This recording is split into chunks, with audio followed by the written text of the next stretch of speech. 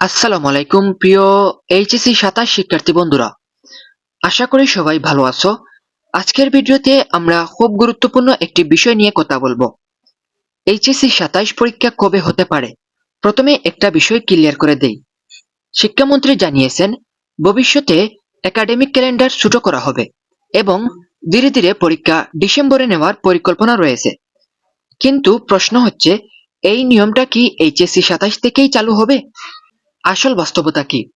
তোমাদেরকে একটা বিষয় বুঝতে হবে, এসএসসি এবং এইচএসসি এই দুটো পরীক্ষাই একই বোর্ডের পরিচালনা করে।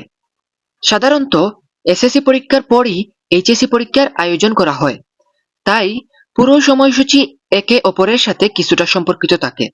তাহলে এইচএসসি 27 কবে হতে পারে?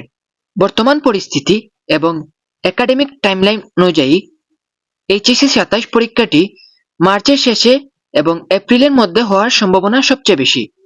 গুরুত্বপূর্ণ বিষয় হচ্ছে, তোমাদের ক্লাস শুরু হয়েছে কিছুটা দেরিতে, অর্থাৎ আগস্টের দিকে।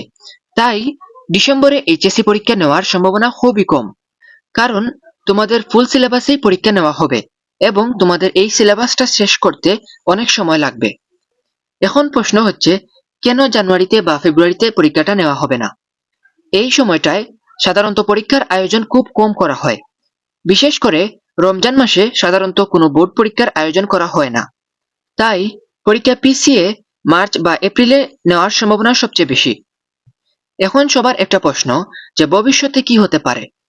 ভবিষ্যতে যেমন 2028 সাল বা তার পরের ব্যাচ থেকে ধীরে ধীরে পরীক্ষা ডিসেম্বরে নিয়ে আসার এই সিস্টেমটা চালু করা হতে পারে। এখন সবার একটা প্রশ্ন, যে আমাদের হাতে আর কতদিন সময় বাকি আছে? যেহেতু এখন মে মাস চলছে, তাই তোমাদের হাতে প্রায় 10 থেকে 11 মাসের মতো সময় আছে।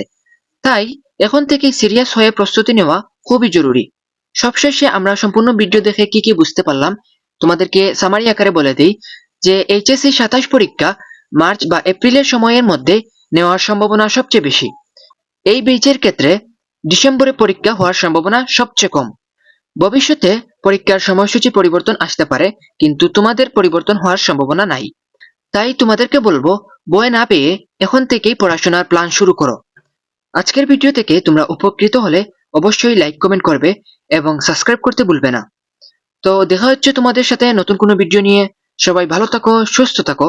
আল্লাহ হাফেজ সবাইকে।